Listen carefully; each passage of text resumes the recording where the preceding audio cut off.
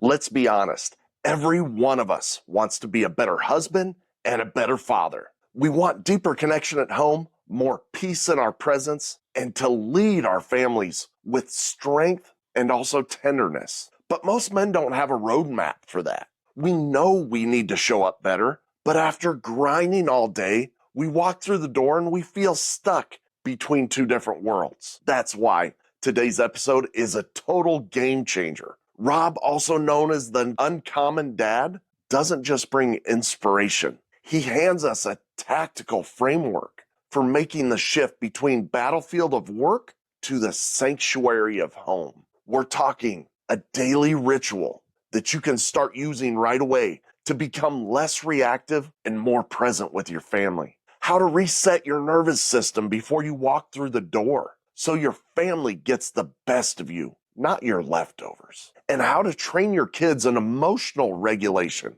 not with lectures, but through modeling and play. And why physical connection, yes, even wrestling with your kids, isn't just fun, it's essential. Rob is a former fitness industry leader turned men's coach who rebuilt his life from the inside out. After hitting a wall with anxiety, disconnection, and burnout, he found a better way. And now he leads other men through the same type of transformation that he went through.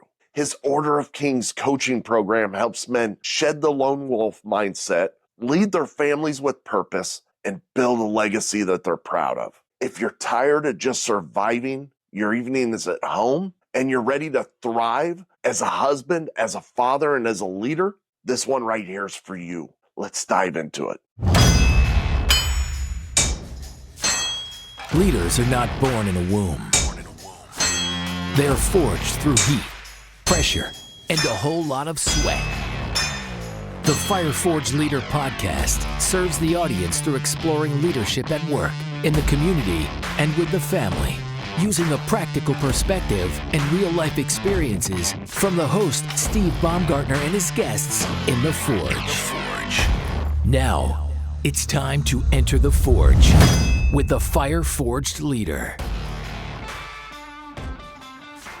Robert, welcome onto the show, man. As we were talking about right before the cast started, I'm really impressed with the videos I see online with your children, with your wife, the love that you have with you and your wife, and the sparkle that I see in her eyes. Just the connection that you have with your children. And it's something that men in general, they want and they strive for, but somehow they just can't seem to capture going out there and grinding and coming home and being that figure that they need to be for their kids and for their wife. So I really appreciate the content that you're putting out, and that's why I wanted to have this conversation with you today. So just tell us a little bit about yourself. Yeah, man. Well, first, I really appreciate that because it's hard to really recognize where you're at and how things are going for you without having it reflected back by somebody else. And I don't remember who I was talking to a few months ago, but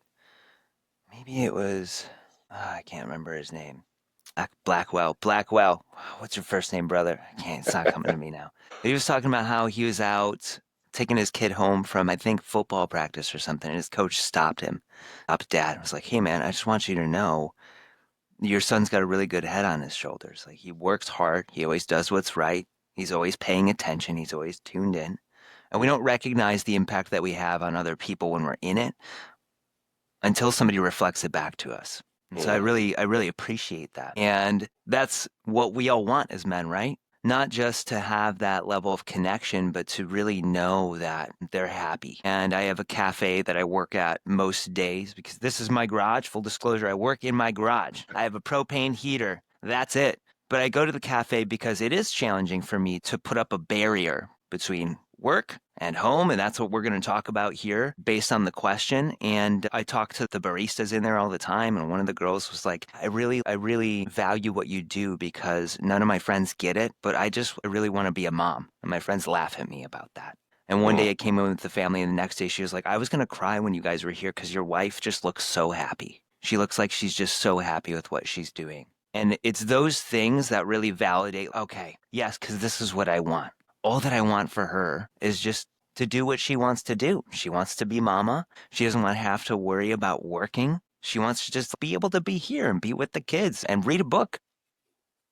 And that's what Absolutely. I want. And that's what we want. And as men, like you alluded to, so many of us struggle with, how do I transition from who I need to be at work and outside the home to who I need to be inside of the home? And I think that our culture, and I really try to operate with Hanlon's razor, not to attribute to malice that which can be attributed to, we'll just call it stupidity and negligence. But I believe that our culture has really robbed us of a few things as men and initiatory processes. One is going from boyhood to manhood, learning, but not learning, because learning is, I can know stuff, but it doesn't mean that I do it.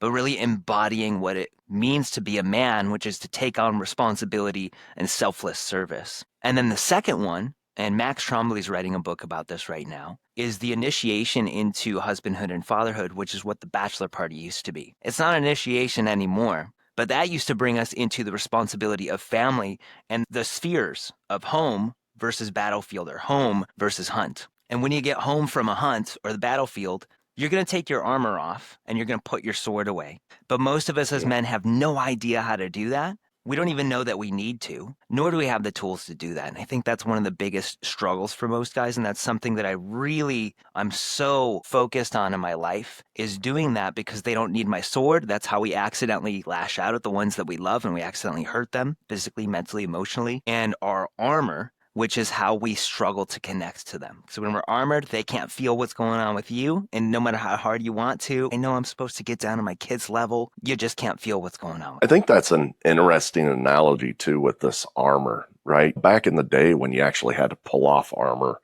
and hang up your sword, there was a spot to do it. There was a physical transition, if you will, in between taking that off and changing who you were. Now it's all metaphorical. It's all on the inside. And you talked about not having the tools to do that. So can you go into the tools a little bit more and, how you see that? Yeah, you saying that. The Last Samurai is one of the movies that got me into this so much. And when Olgrin is prisoner and he's living with the wife of the samurai whom he slayed, the armor has its own room. And it's up not just on display, but it's up in this way that has this reverence to it. And it has its own space. And I think that's one of the things that we're missing is we need our own space. We need our own space. And when we create space, whether it's physically or mentally and emotionally, it creates a reverence and importance to the things that we do, but also helps us delineate between work and home. Okay, how do we do this? A lot of homes have mudrooms. Ours doesn't, so it's a disaster. But when you walk in the house, what do?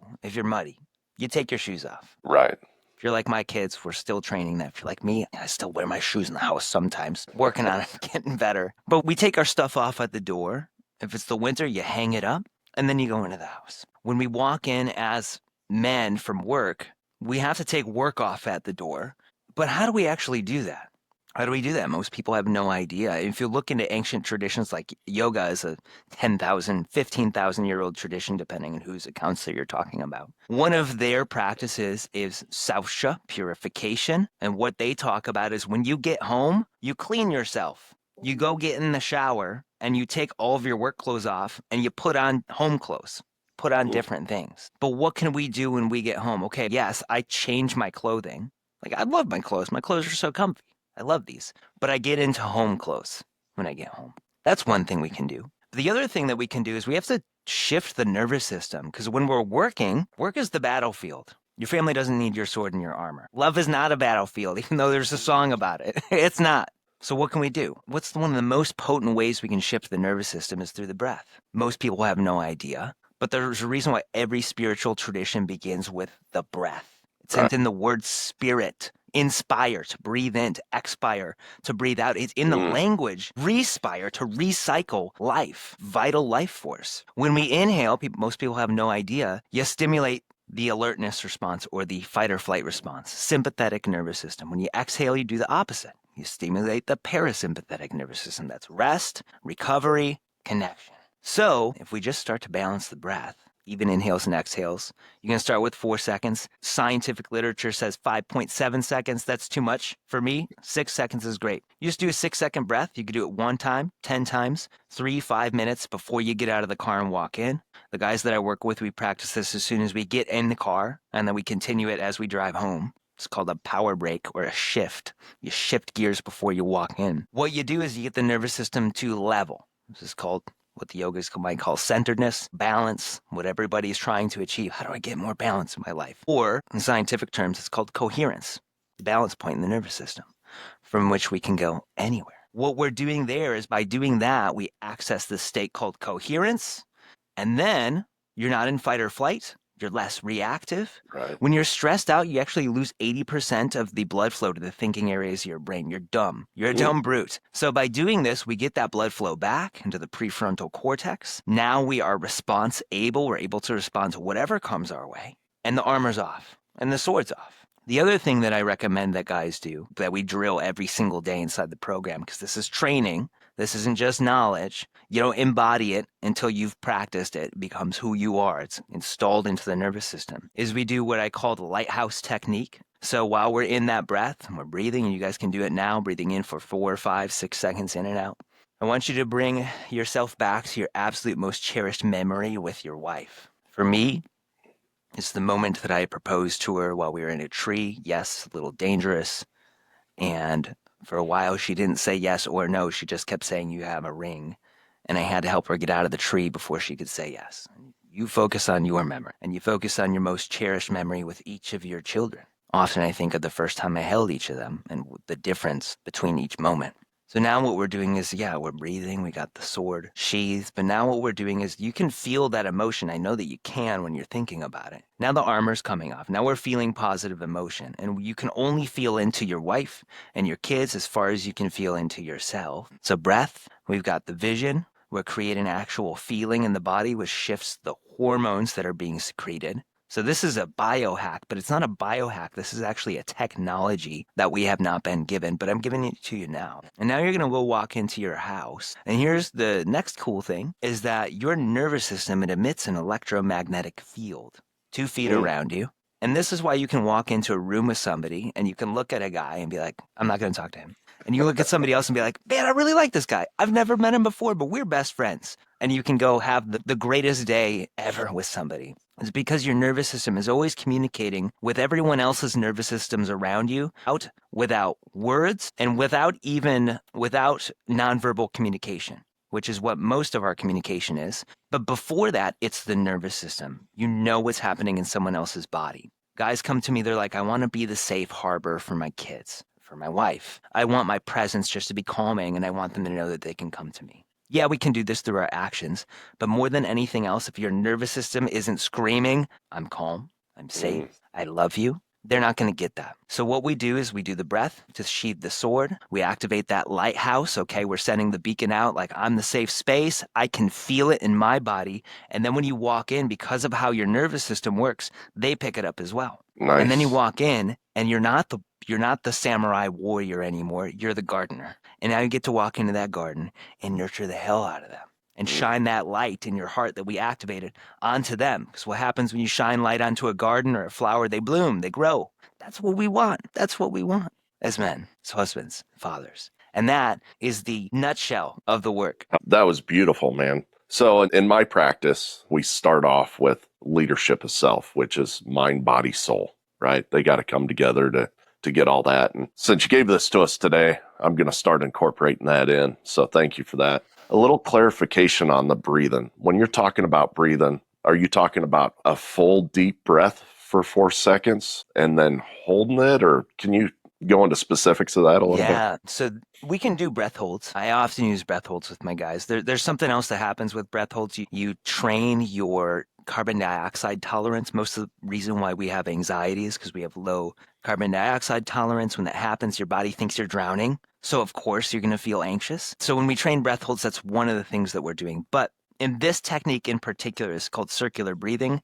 There's no hold at the top or the bottom. It's just a smooth, cyclical rhythm. So we're breathing through the nose. I would put your hands on your belly so we can puff up the belly as we inhale, 4, 5, or 6 seconds. and then directly into your exhale, which you can exhale through the nose or the mouth. That's up to you. One of the reasons is because in the studies that have been done, circular breathing has been shown to be the most effective at inducing this coherence state, even compared to box breathing, which is a popular Navy SEAL technique. Mark, I don't remember his name. Luttrell. Maybe. That went out of my head. That's okay. But even That's compared all to box breathing, triangle breathing, and throwing in breath holds anywhere, the circular breathing, this 6 seconds in, 6 seconds out, no pauses, has the greatest effect in clinical settings. So that's the reason why we use that as our foundational technique. And then everything else is layered in based on, well, okay, yeah, that's the science, but how does it feel for you?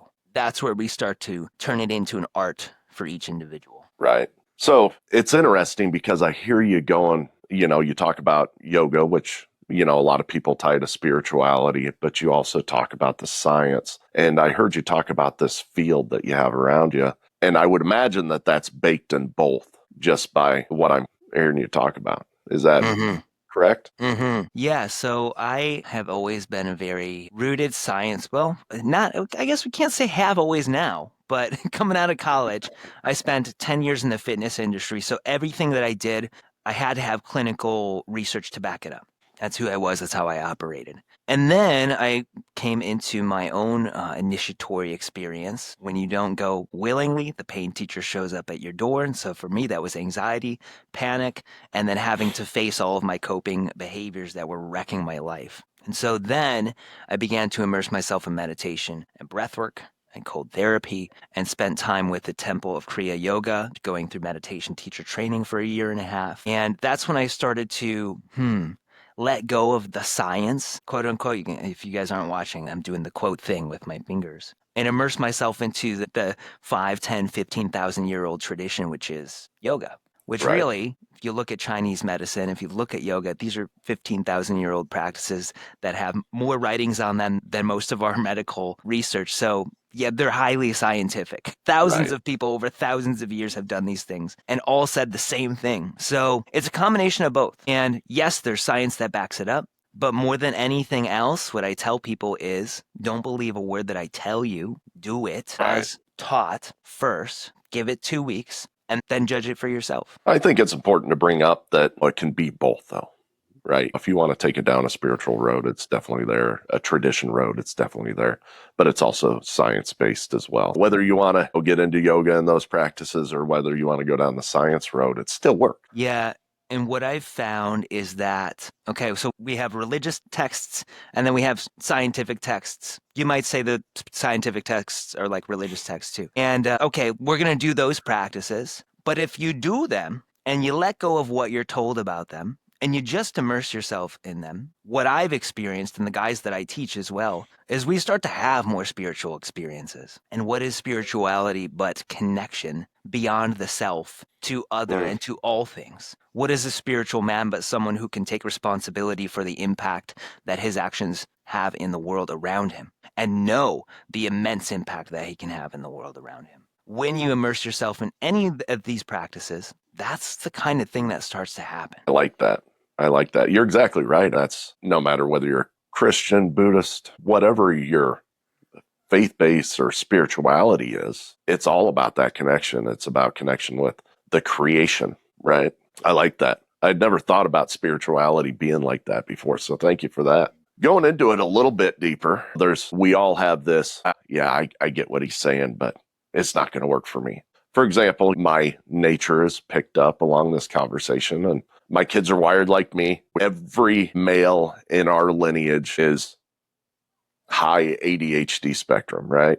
Neurodivergent or whatever you want to put on that. There's a lot of frustrations that come with raising children with that high energy all day long, every day. So I would imagine that some of your clientele has, or maybe even yourself, Rob, have children like that. Do these techniques work out of the box like that, or are there different strategies that you would mention for people like that? Yeah, I'd say that they work out of the box. You do have to do them consistently. And the more that you do them, the more powerful that they are. It's just like going to the gym. Okay, I'm going to do one workout. I can't expect to hit a 500-pound deadlift after my first time deadlifting, right? But if I stick at it for weeks, months, years, I'm going to hit that 500-pound deadlift. If I want to be this pillar of patience and presence and empathy and connection and the safe harbor for my kids, even though my son is a boy, and man, he is fucking nuts. Like, he just can't sit still. We're at the dinner table. He's up walking around. He needs to stand on the back of the chair now. And now he's going to get a stool. And my daughter can, like, she just sit at the table for an hour. Great. If I can do these practices consistently, I can learn to operate with that. I can learn to ride with that and be more patient with that and respond to the situation rather than overreacting and trying to control it. And so if we want to make that kind of change, yeah, we can do a daily transition from work to home like we talked about at the beginning.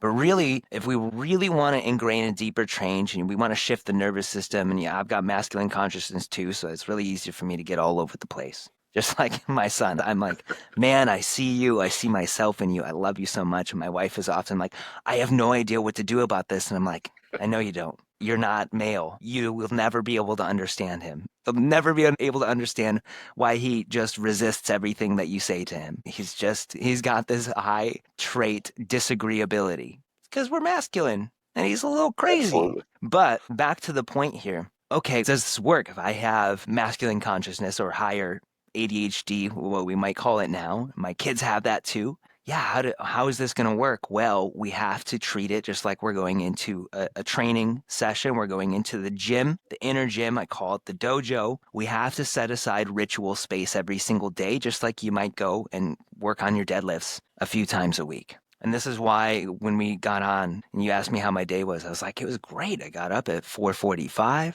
I got my run done, came back, got in the cold plunge, did some breathwork meditation, sat for a minute, a little bit of work. Very, very all over the place already, right? You can see the masculine consciousness. And then I made breakfast for the kids, and now I'm here. We have to create ritual space. So who is it that you want to become? If I want to be more patient, if I want to be more of a rock that can withstand the waves and the craziness of life, I have to sit in this ritual space and train whatever the quality is that I want. So if I want that, we should probably sit and do this coherence breathwork that we talked about for 5 or 10 or 15 or 20 minutes every single day. Not only is it going to help you for the next couple of minutes and or hours, and then when you start to get worked up, take 1 minute, sit down. And my son sees me do this, like when he's really pushing me, and I'm like, okay, I need a minute, buddy. I'm going to sit down. Dad's going into a cone of quiet. I set a timer. I close my eyes, and I'm just like, I do my breath. Or I sit in meditation, whatever. And then I get back up, and I come back into it.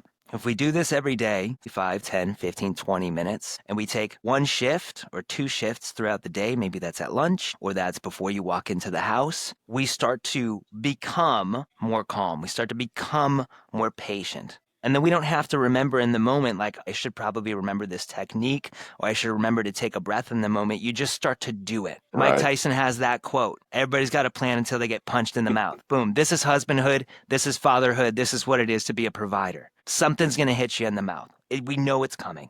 But what happens when that happens is you drop to the level of your training. So if we're not training these things, they're not going to happen. And instead of leading yourself and leading your family, because your kids learn emotional regulation from you, and ability to regulate emotions or inability to regulate emotions will either make or break your marriage. If we train it, you're going to be able to drop into that breath and that intentional, purposeful centeredness in that moment with your child or your wife. And you'll be able to make, I'm not going to say the right decision, but a slightly better decision than what you would have made. And that's where when guys come to me, they're like, yeah, I wish I could remember to take a breath in the moment. I tell them, don't. That's the worst advice. Drill it like you're training for it. And then when things start to happen, you're going to start doing it naturally. You're going to start dropping into your breath when your son is crazy and melting down and all over the place. And then you're going to make a slightly better decision. I like that. Man, this is good stuff, Rob. I'm really curious at this point about your wife and children and these techniques. Number 1, does your wife do the same thing? And then number 2, are you training your kids in these techniques? Well, my wife will tell you that she had to pull my ears to get me to do yoga back at the beginning. And all of this was her idea. And I'll say it's true. It's true. So she began all of this before I did. And so she also is very grounded and very well versed in this stuff. And we implement it together. But mom life, especially stay-at-home mom life, is so different than dad life, especially entrepreneurial dad life.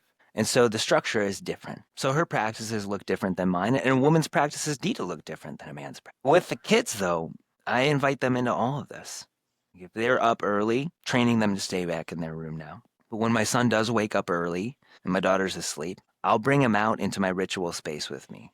Because I can't have him waking up my wife, can't have him waking up anybody else. So, okay, bud, we're going to come in here. You can only come in if you're going to either nap on the floor or you're going to be in practice with me. What do you want to do? Okay. And he's going to wander around and do other stuff. Okay, here's what we're doing now. We're going to do breath work. You ready? You want to sit in my lap? Okay. Here we go. Okay, now we're going to meditate. Here's what we're going to do. Here we go. So they get to come into ritual space with me. And on the weekends, when I practice, I do it in public, in the public space for us. So out on the deck or in the house, so that they can see me doing it. Because they need to see it. That's the only way that they're going to learn it.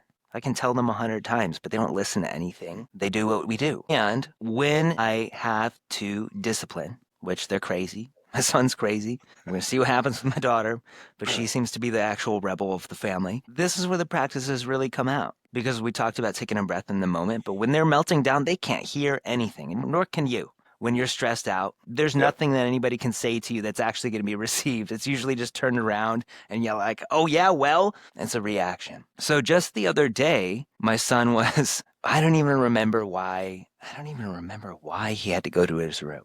But the room is not a timeout. It's a breath break. It's a meditation space.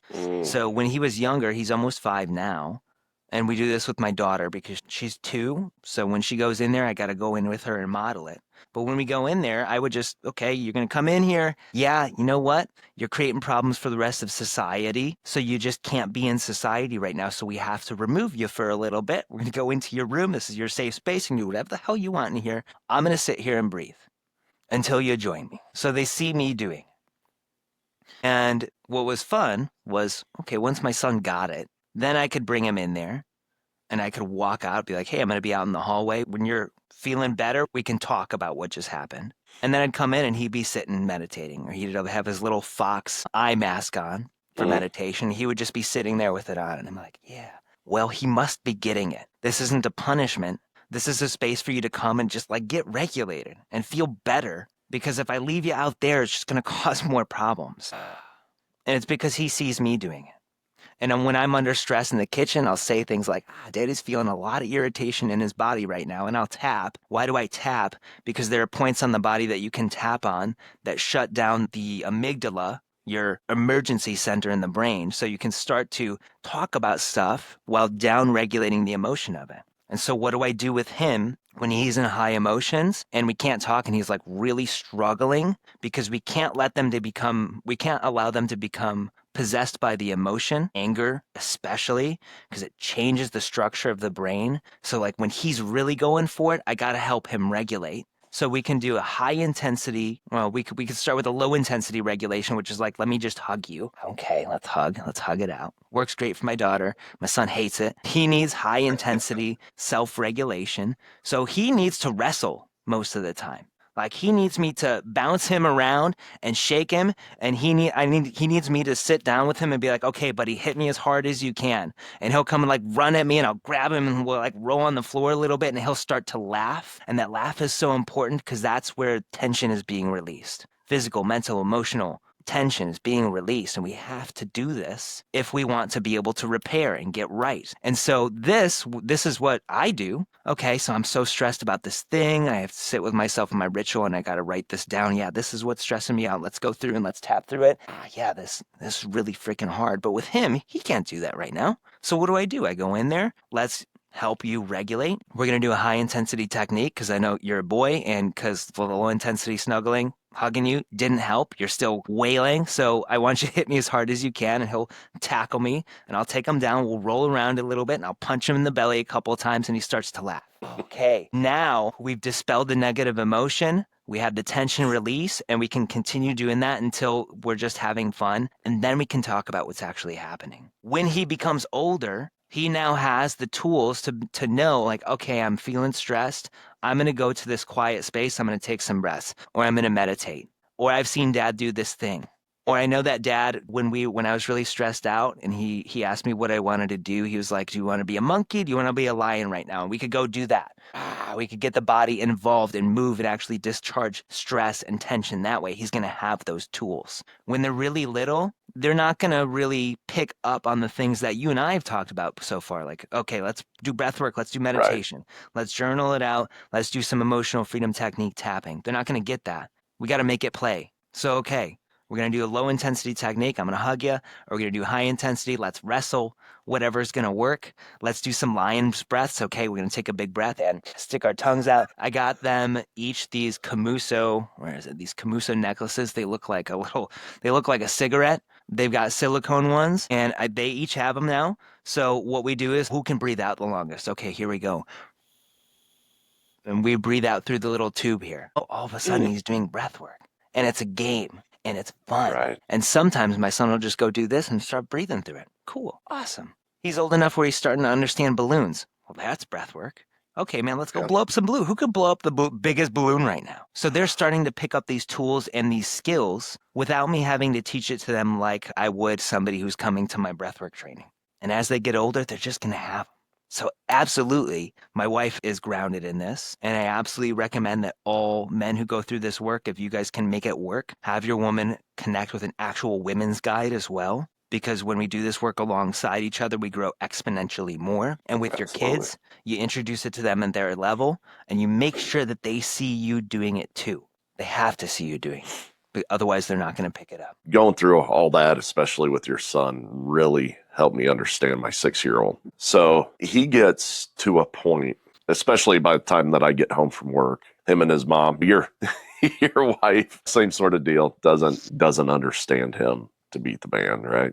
But by the time that he gets home, there's some days that we come to head. We're not doing these kind of practices together. And I'm actually going to take some of this and start working with him on. You talk about this field. You also talk about the high intensity, and it's making sense. I'll come home, we'll come to head. But then what he does is that you can tell that he feels bad. I've never understood this point, but he'll just come over and I'll be standing there by the dinner table or whatever, talking to my wife, and he'll just ram into me. And I've noticed that if I reach down and I just heavy massage his scalp in that moment, that it brings peace. And it's bringing it all together. So I want to appreciate you right now for that. That's Yeah, males, we need physicality in order to regulate, which just like when I was in the fitness industry and I was a nutrition coach, I had to say I'm not a nutritionist, but here's what I would eat. I have to say that I haven't seen therapy really work for a guy that's come through my work yet, because most of it is missing the physical component. Men, we have to have the physical component. Why is it that we feel so much more connected to our wives when we have sex consistently? Well, that's it. We need the physicality. right. Our boys, especially, and I think girls are a little bit different. My daughter loves when I wrestle with her, but our boys, if in order to actually release stress, they have to have the physical component. My son's always like, can we wrestle? Can we wrestle? Can we wrestle? And I'm like, I'm finishing dinner right now. We're going to wrestle in a minute. And when we finally wrestle, he can let go. Everything's good. And even though we have my 8-week-old son here, and when I get home, we finish dinner. I'm like, love, go hit the showers. You go clock out. You're done. And I got the kids now. Even if Tucky's not happy and he's crying, I'm like, I'm going to put you down. You're 8 weeks old. You're not going to remember anything. All right, guys, we got 3 minutes. What song you want to listen to? Real American? We're going to be Hulk Hogan today. All right, it's on. It's wrestle time. And so my son and my daughter, I was like, everything you got, guys, let's go. They just run at me for 3 minutes, and I'll just like throw them at the couch. And once that's done, everything's good. But if I push that off, or I'm like, I got the baby right now, he really needs me, then it's meltdowns and tears and power struggles until bedtime, beyond bedtime. And then it's harder to get him down. And my wife consistently is like, why does he need to punch me in the leg when he walks by me? And I'm like, it's nothing. It's just us. It's just us. Like, why do I need to slap you in the ass when I walk by you? Because I like your butt. But also, like, I need to touch you. you can't understand it because you're not male. But if you can start to get into your head that like this is just how we're built, we're so physical, we have to touch things. We learn about the world through physical exploration. Your son needs to like come ram into you when you get home to regulate and to connect to you. And if we can start to absorb that and be like, all right, dude, I'm going to ram into you too. I love you. It makes everything so much easier and we start to understand each other and build bigger connection. And then he doesn't have to start to repress those parts of himself. He doesn't have to shut down what it is to be a boy, what it Right. is to be masculine. Yes, he's going to have to learn how to control it, but it's a hell of a lot easier to learn how to control it than learning how to regain access to it once you've shut it down. How do I be assertive? How do I be strong in the world? It's a hell of a lot harder to try and re-find that in yourself than it is to just learn how to control it and to learn like, okay, this is who I am. How do I make sure that this is harmonious with everyone else too? That's awesome. That's awesome. I got a whole new strategy for working with my boy now, and I'm just sitting here working it through right now and how I can implement it every day and things like this. If nothing else comes out of this, even if we don't have a single listener, you just changed my life, Rob. I appreciate it. That's what I'm here for. So let's rewind the tape quite a bit here and just kind of learn about where Rob came from. So I'll just leave that be an open door for you. Obviously, you're very well-versed in communication, so I'll let you take it from there. Thanks. It's been an experience. So where did I come from? What's my origin story? Batman style. Well, my parents got divorced when I was in second grade. And before that, even up beyond that, my dad worked 2 jobs to pay for everything for us. My mom stayed at home with me for a while until they got divorced. And so my dad was always, my memory of my dad, we got to control the story here and be really accurate. My memory of my dad is that he was always working. And I can remember 2, possibly, I can remember 3 occasions that he got on the floor and played with me. And that's it. When I was small. And my memories of him was that he was always working, or that when he was home, he was working on a project. And guys, we get this on the weekends. The weekends are more work than the weekdays. We got a lot of stuff going. My parents got divorced, and I saw my dad a lot. My parents did a great job with this. Saw my dad every Wednesday, was with him every other weekend. Still, I lived with my mom. I didn't have a masculine influence in the house until my mom got remarried, and I inherited a second father figure who was an entrepreneur, self-employed. So I got to see more hard work, really cool. He worked a lot, got to learn the value of hard work and putting in long hours. He also had the unfortunate coping habit of alcohol. He also spent time in jail when I was in high school. I also remember him and my mom having physical fights when they thought that I was asleep. Yeah, these things are still hardwired deep into my nervous system. And I got through high school. I went to college. I actually went to college to I have a degree in history. I can be teaching high school history and government and all that stuff right now if I wanted to. It's not my path. When I got out of college, I started my career in personal training, which was also my passion, and 10 years in that industry. But immediately I started climbing the corporate ladder. People, my bosses were like, hey, you work really hard. You're always putting in hours and you're earning lots of money for the department. You're making $10,000 for the department every single month. We like that. So we wonder if you want to come into leadership. Within my first, it was 18 months, but 18 months, 2 years there. And with what I learned from my father figures, I was like, well, hell yeah. My dad's a vice president of lending for a bank. So yes, this is what I'm supposed to do. I'm supposed to climb the ladder, have a title, work really hard, make some money. And I met a girl at this time, and I was like, wow, she's really special. And a year into our relationship, even though I swore I'd never get married because my mom got divorced twice, didn't want to put anybody else through that. She swore she'd never get married. She can count on one hand the amount of times her parents displayed physical affection in front of them. I was like, I can't let this one get away. I proposed to her, bought her a $12,000 engagement ring, probably more than I needed to spend on it. But I was in this story of I need to work hard. I'm going to climb the ladder. I'm going to make lots of money. And here's this girl. Let's spend money to get her.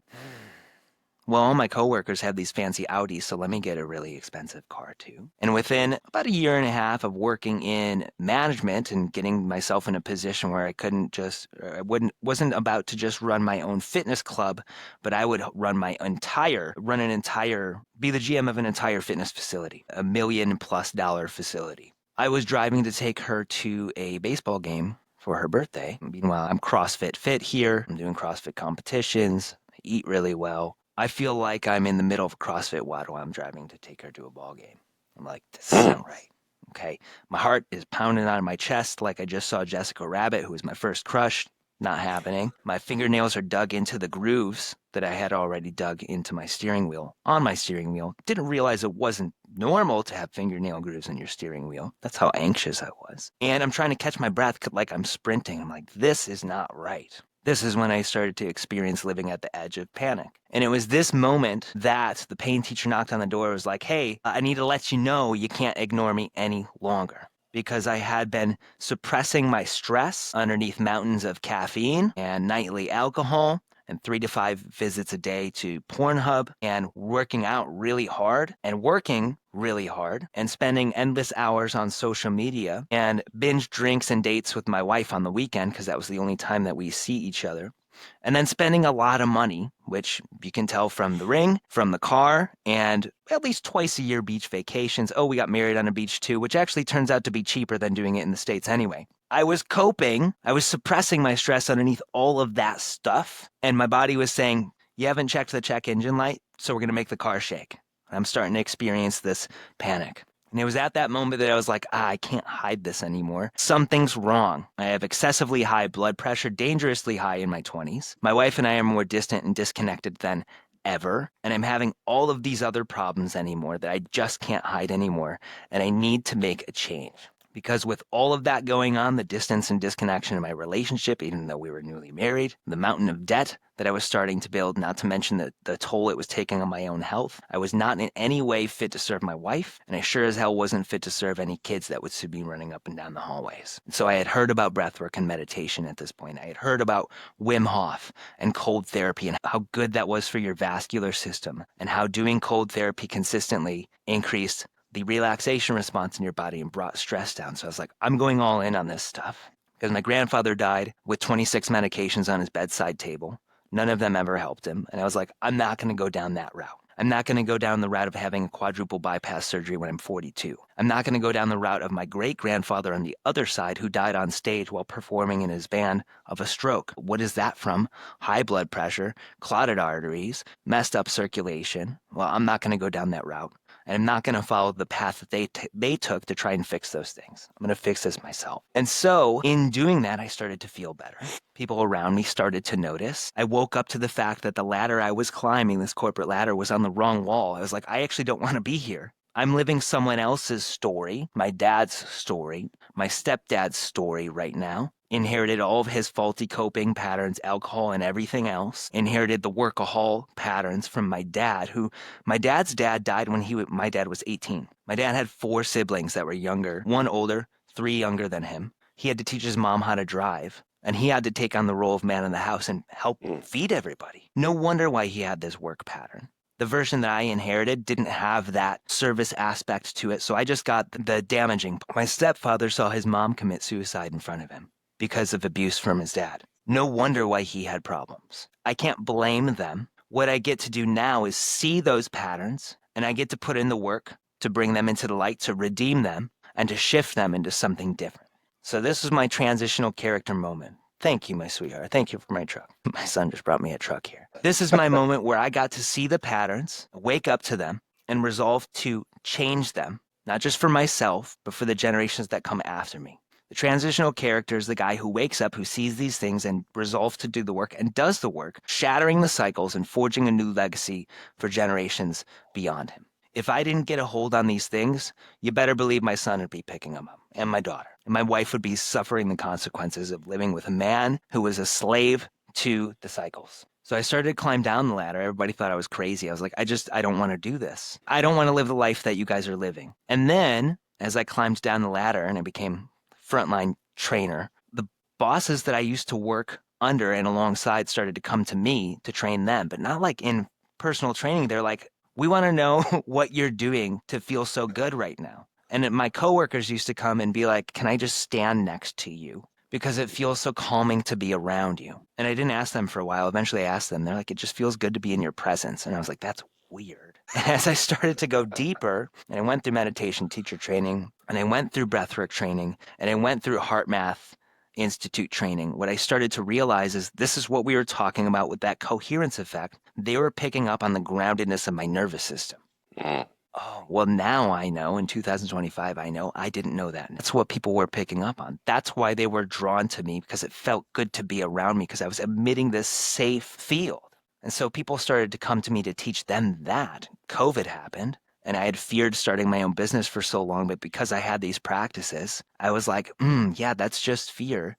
That's just stress, and that's not real. So I'm going to start my own business. Here we go. COVID happened. And on day one, I called up all my clients. I was like, hey, we're not shut down. We're starting. I'm starting my own business. Are you ready to go? Here's what it's going to entail. And they were like, yes. And then I started to post all this stuff on Instagram.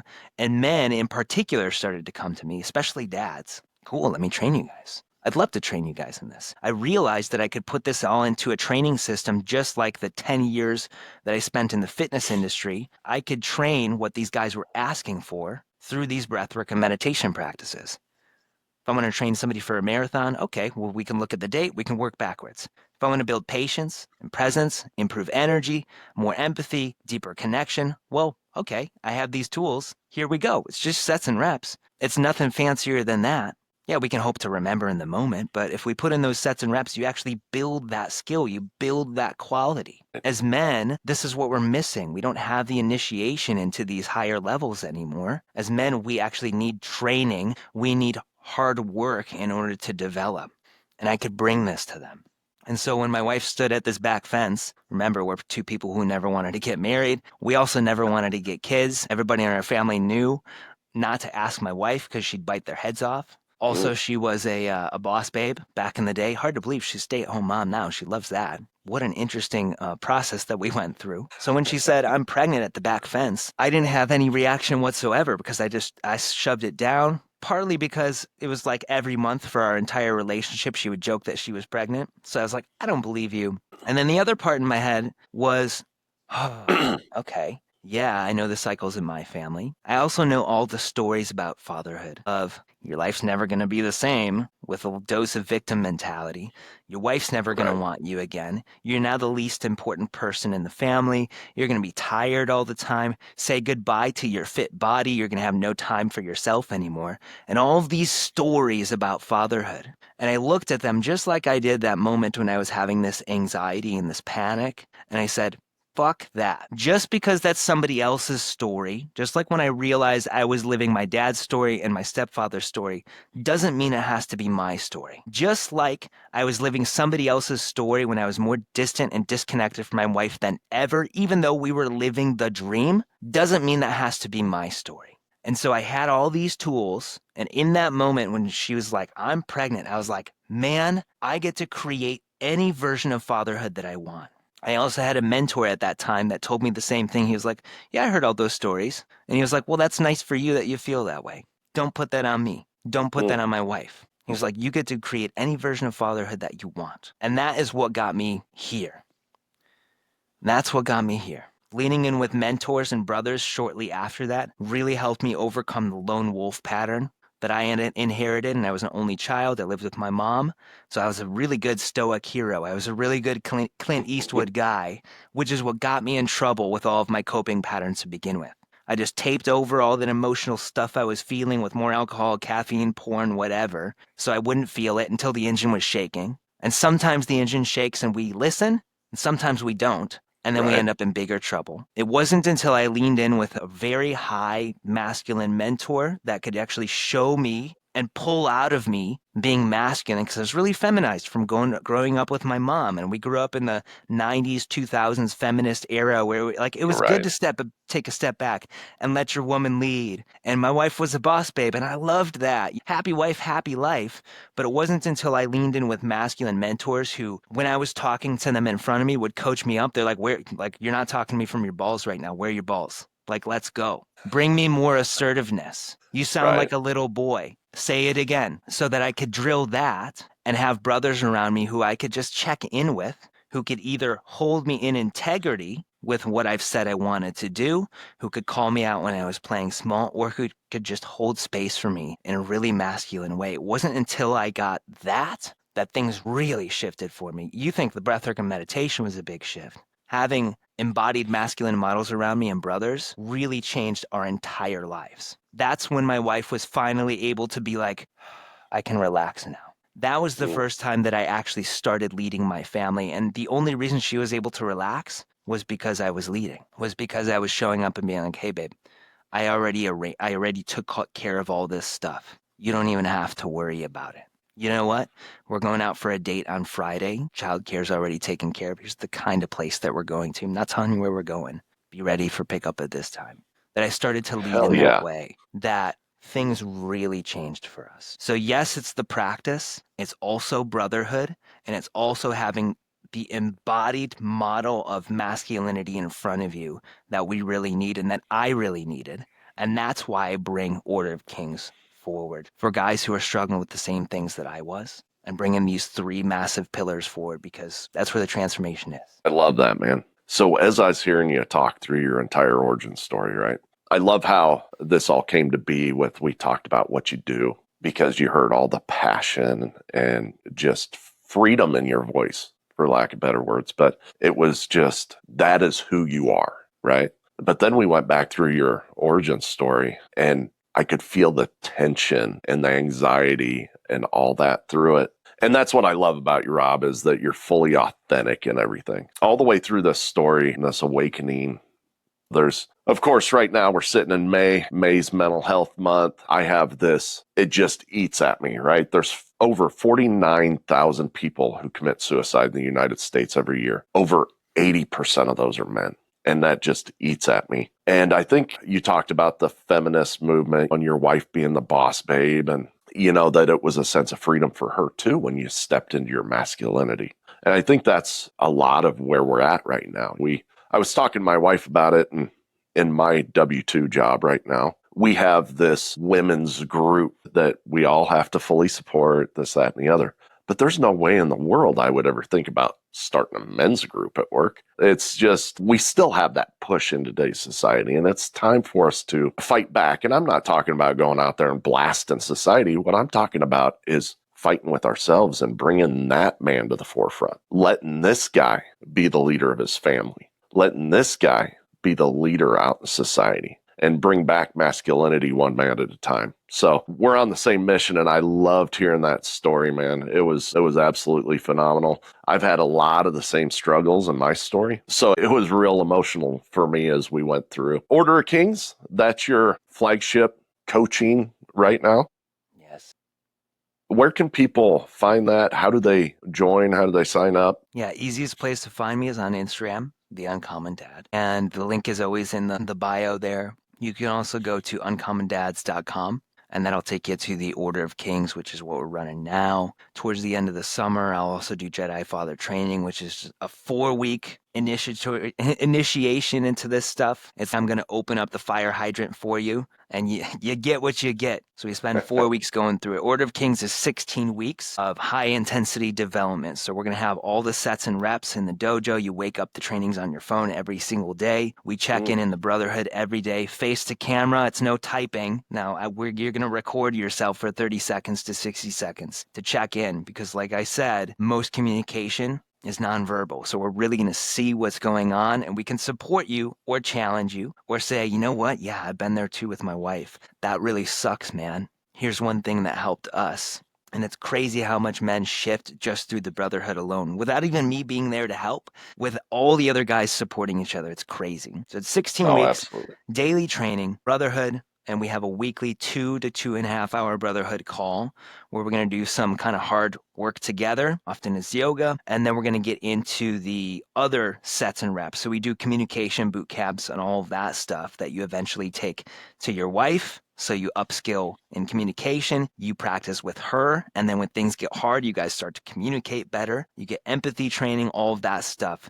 That's Order of Kings, man. Because if we want to lead for our family, but also the world, there's no king that does it alone. He has to have men and brothers by his side. Look at Leonidas, look at William Wallace, look at Aragorn and Lord of the Rings. They're all surrounded by their band of brothers. The lone wolf dies alone in the wild, even though it is a sexy story. He doesn't make it very far. And there Right. is an unconscious, concerted effort to keep us isolated. Yeah, I'd never start a men's group. Why? Well, because we all think that we need to do it alone. But if we can lift our eyes up and recognize that we're meant to be a part of a fire team, we're meant to be a part of a hunting party, we're not actually meant to be around women and children, we're meant to be around each other, because it's a man who makes a man, that's when things will change. Not just in our families, but in the whole wide world. Absolutely.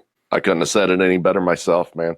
Hey, one final thought here before I let you go. I know your family is the most important thing to you, probably second to your own personal well-being, but I rarely move the time that I record. But I'm doing this on Saturday morning right now, not my normal time, but the way that you responded to me when I reached out to you for this interview, it hit me pretty deeply, because this was a man that I reached out to, and he's, no, man, I don't give up the weekends. That's my wife and my children time. And I just wanted to let you know that I fully respected that. And that's why we did this on Saturday. It's not something that I normally do. Most people, it's their schedule or whatever. But that meant a lot to me when you responded back that way. So I appreciate that, man, because it hit me as well. Appreciate you, man. This has been a very impactful episode for me. I'm taking a lot away. It's going to change the dynamic with my family. I can already feel it. So want to give you all the love today, man.